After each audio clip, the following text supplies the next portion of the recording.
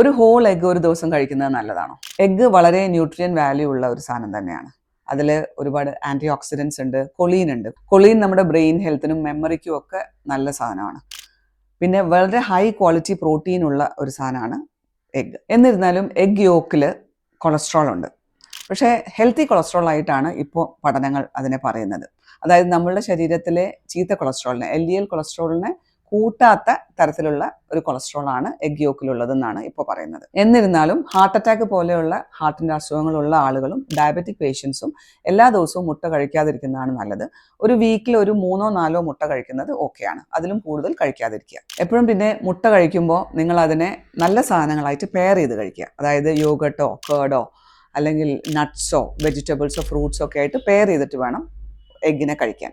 ഒരു മുട്ട ഹോളായി കഴിച്ച് പിന്നെ വേണമെങ്കിൽ നിങ്ങൾക്ക് അതിൻ്റെ വൈറ്റ് മാത്രം 3-4 മുട്ടയുടെ വൈറ്റ് മാത്രം കഴിക്കുന്നതിലും തെറ്റില്ല.